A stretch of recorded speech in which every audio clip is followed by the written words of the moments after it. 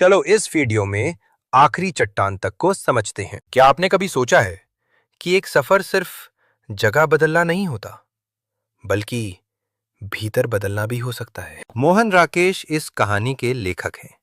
वे 1925 में अमृतसर में जन्मे थे।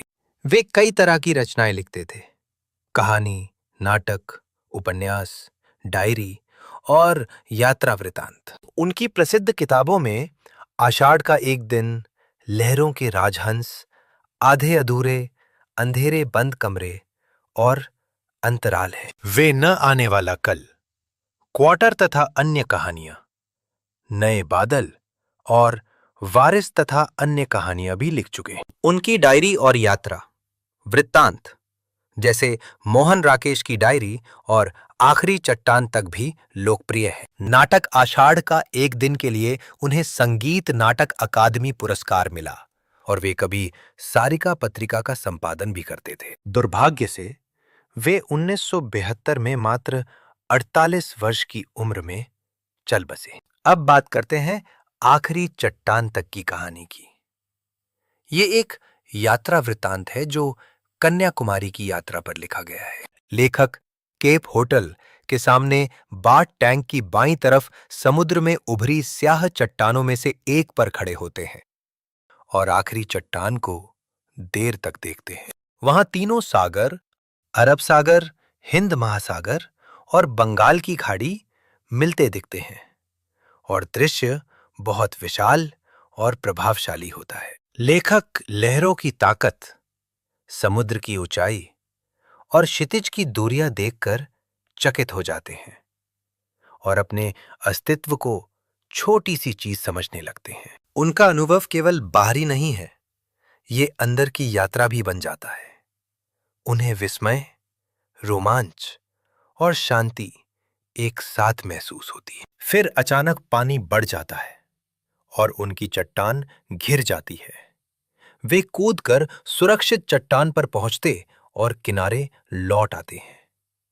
यह संघर्ष का दृश्य भी है। लेखक सैंड हिल पर सूर्यास्त देखने जाते हैं, कई टीले पार करते हैं और अंत में एक टीले पर बैठकर पूरा पश्चिमी क्षितिज देखते हैं। सूर्य के डूबने पर रेत के रंग बदलते हैं, सोना, लहू, बैंगनी और फिर अंधेरा।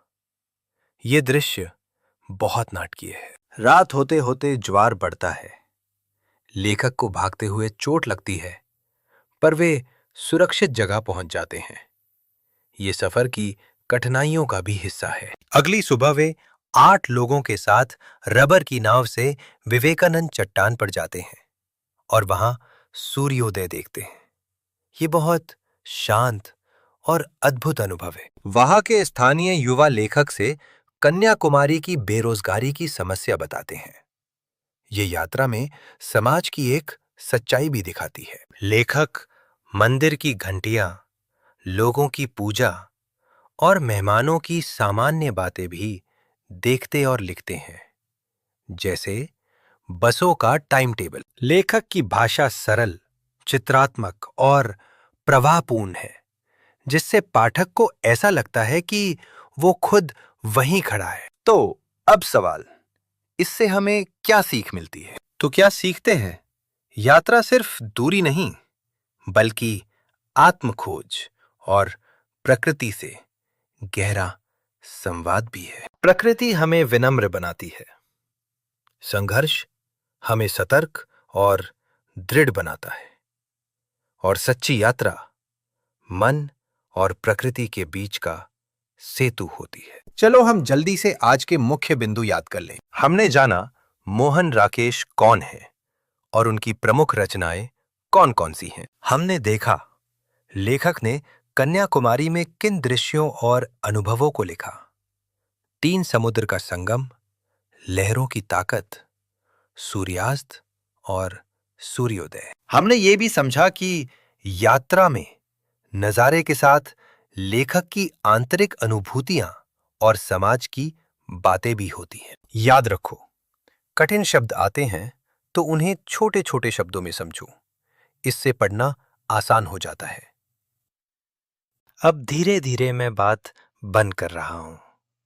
पर सीख जारी रहनी चाहिए। अगर तुम्हें ये कहानी रोचक लगी तो और पढ़ो और कल्पना करो कि तुम भी वही देख रहे हो। शांत दिल से महसूस करो और यकीन रखो कि हर यात्रा तुम्हें कुछ नया सिखाती है। अंत में और जानने के लिए एड्यूरेफ पर और पाठ देखो। वहां और उदाहरण और अभ्यास मिलेंगे। बढ़ते रहो और खुश रहो।